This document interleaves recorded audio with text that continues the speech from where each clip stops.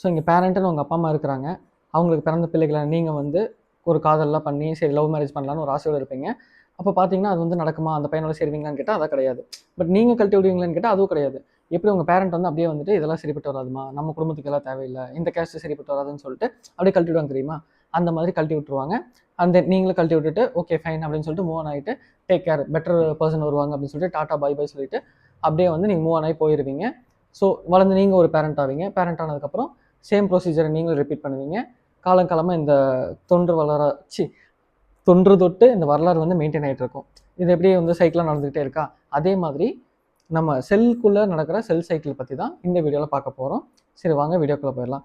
Hey friends, இன்றைக்கி நம்ம டாப்பிக்கில் என்ன பார்க்க போகிறோம்? செல் சைக்கிளை பற்றி பார்க்க போகிறோம். Okay fine.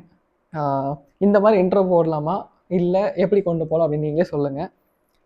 எப்பயுமே வந்துட்டு ஹே ஃப்ரெண்ட்ஸ் அப்படின்னு சொல்லிட்டு போகாமல் இந்த மாதிரி ஃபன்னாக டிஃப்ரெண்ட்டாக அதை இன்ட்ரோ கொடுக்கறனால சொல்லுங்கள், மாஸ்க் கட்டிடலாம். Cell division is a very important process in all living organisms. During the cell division of a cell, DNA replication and cell growth also take place. So என்ன சொல்கிறாங்கன்னா செல் டிவிஷன் அப்படிங்கிறது வந்து ரொம்பவே இம்பார்ட்டண்ட்டான process அப்படின்னு சொல்கிறாங்க. ஏன் அப்படின்னா நீங்கள் வந்து அப்படியே ஒரு ஸ்மால் பாயாக இருந்தீங்கன்னா அப்படியே ஸ்மால் பாயே இருக்க முடியாது. அப்படியே கொஞ்சம் கொஞ்சம் வளரணும்ல, கொஞ்சம் பெரிய மனசாகணும், அப்படியே கொஞ்சம் பெரிய மனசனாகணும். அந்த மாதிரி ஒரு க்ரோத்துன்றது உங்களுக்கு தேவைப்படும். ஸோ இது செல் டிவிஷன் நடக்காமல் இருந்துச்சுன்னா நீங்கள் அப்படியே வளருவீங்களா? கிடையாது. இதே ஒரு எக்ஸாம்பிள் பார்த்துக்கோங்களேன். சிக்கன் பீஸ் வச்சுருக்கீங்க, இம்பிட்டு காண்டுக்கு இருந்துச்சுன்னா உங்களுக்கு பிடிக்காது. அப்படியே ஒரு சிக்கன் பீஸ் வந்து சின்னதாகவே இருந்துச்சுன்னா நாட் சாட்டிஸ்ஃபைட் அப்படிங்கிற மாதிரி தான் இருக்கும். பட் இதுவே வந்து நல்லா புஸ்டிக்காக ஒரு கோழி வளர்ந்துருக்குன்னா அடிச்சு 65 போடுறோம் அப்படின்னா ஓகே ஃபைன், இன்னைக்கு ஒரு புட்டி அப்படின்ற மாதிரி ஒரு மைண்ட் செட்டுக்கு வரும் பார்த்தீங்களா? ஸோ அந்த மாதிரி க்ரோத் ஆகிறதுக்கு எல்லாத்துக்குமே வந்து செல் டிவிஷன்ற ஒரு இம்பார்ட்டண்டான ப்ராசஸாக இருக்குது அப்படின்னு வந்து சொல்கிறாங்க. During the division of cell, அதாவது செல் டிவிஷன் நடக்கிறப்போ டிஎன்ஏவும் ரெப்ளிகேஷன் ஆகுது அண்ட் செல்லோட க்ரோத்தும் இது நடக்குது.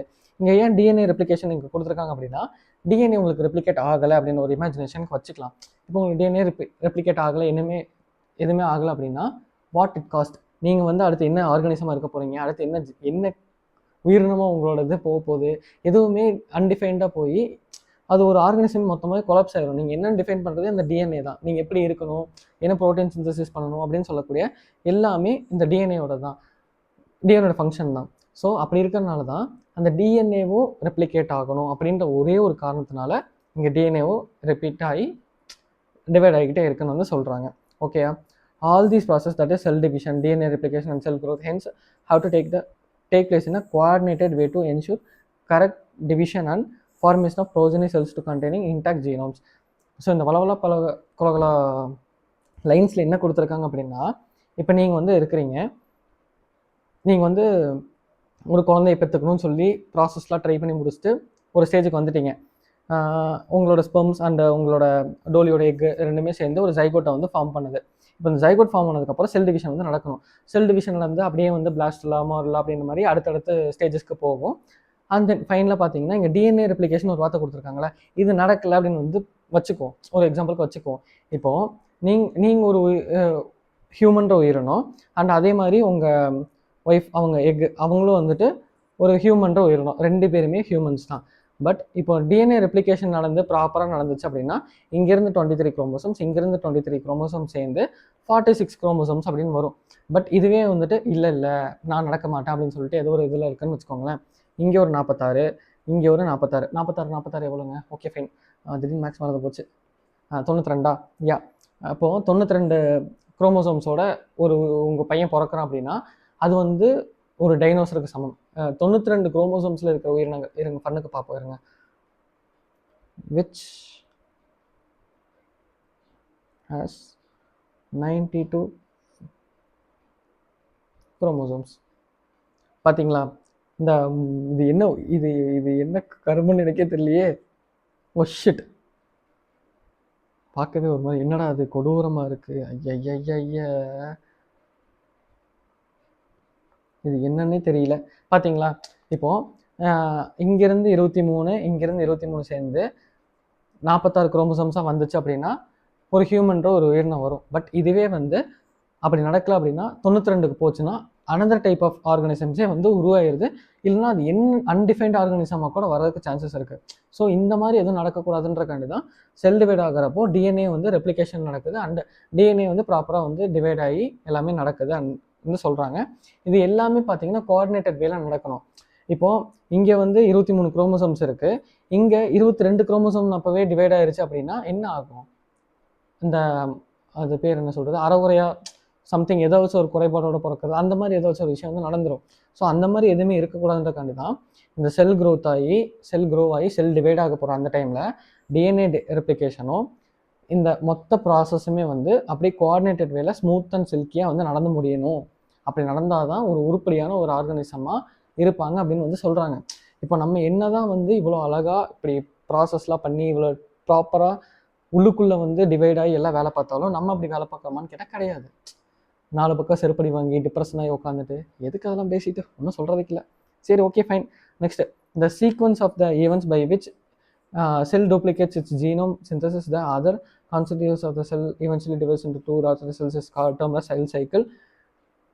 இது அப்படியே கொஞ்சம் இங்கே வந்து பார்த்தீங்கன்னா இப்போது இங்கே ஒரு செல் இருக்குது, இந்த ஒரு செல் வந்து 2ஆக டிவைட் ஆகுது, 2 4 ஆகுது, 4 வந்து 8 ஆகுது, அப்படியே வந்து செல் கண்டினியூஸாக டிவைட் ஆகிட்டே இருக்குல்ல. இது பார்த்தீங்க அப்படின்னா ஒரு சைக்கிள் ப்ராசஸ்.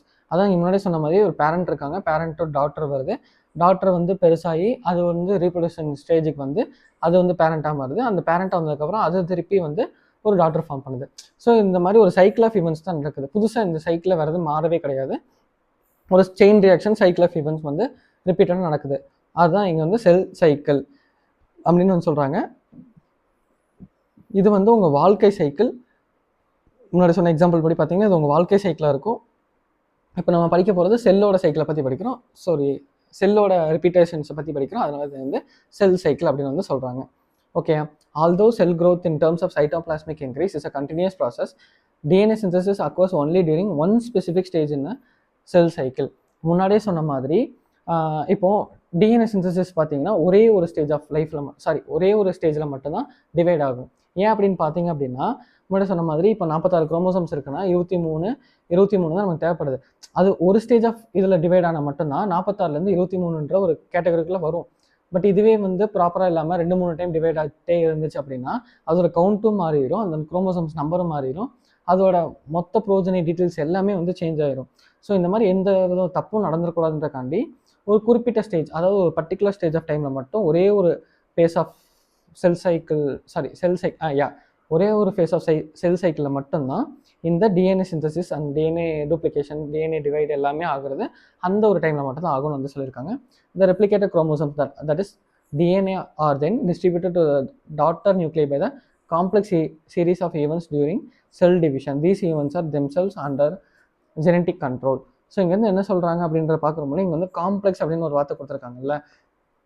இதில் என்னென்னா ப்ரொஃபேஸு, மெட்டாஃபேஸு, அனாஃபேஸு, டெலோஃபேஸு, இந்த மாதிரி 4 ஃபேஸ் இருக்குது பார்த்தீங்களா, பிமேட். ஸோ இந்த மாதிரி ஞாபகம் வச்சுக்கோங்க. இந்த மாதிரி 4 ஃபேஸ் இருக்குது. பிமேட் இது வந்து order, prophase, metaphase, anaphase, telophase. So இந்த மாதிரி காம்ப்ளெக்ஸான ஒரு சீரீஸ் நடக்குதுன்னு சொல்கிறாங்க. காம்ப்ளெக்ஸ்னாலே சீக்வன்ஸாக நடக்கும். ஸோ ஆர்டராக ஒவ்வொன்றா அடுத்தடுத்து அந்த மாதிரி நடக்க போகுது. இந்த மாதிரி வந்து ஒரு செல் டிவைட் ஆகிறப்போ ஒரு காம்ப்ளெக்ஸான ஒரு ஸ்ட்ரக்சர்ஸில் வந்து நடக்குது அப்படின்னு வந்து சொல்கிறாங்க.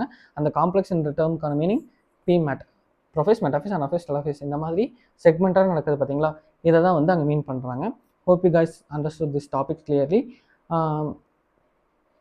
இது எல்லாமே முக்கியமான இன்னொரு பாயிண்ட் என்னென்னா, these events are themselves under the control of genetic control.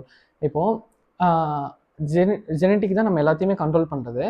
இந்த செல் டிவைட் ஆகுது பார்த்தீங்களா, அந்த டீட்டெயில்ஸு கண்ட்ரோல் பண்ணுறது நம்ம ஜெனட்டிக் கண்ட்ரோலில் தான் அதுவுமே இருக்குது அப்படின்னு வந்து சொல்கிறாங்க. இப்போது எப்படி சொல்ல வேண்டாம், போதும், இதுவே உங்களுக்கு நல்லா புரிஞ்சிருக்கும். Okay, fine. எனக்கு வேறு கொஞ்சம் மைண்டு கோளாறாக இருக்கனால நானே கொஞ்சம் கோளாறாக யோசிக்க முடியல. ஃபைன், அவ்வளோதான். இப்போதைக்கு இந்த வீடியோ அவ்வளோதான். செல் சைக்கிள் அண்ட் செல் டிவிஷனில் செல் சைக்கிள் டாபிக் முடிச்சிட்டோம். அடுத்து நம்ம ஃபேஸஸ் ஆஃப் செல் சைக்கிள் வந்து பார்ப்போம். Okay, Tata, love you guys.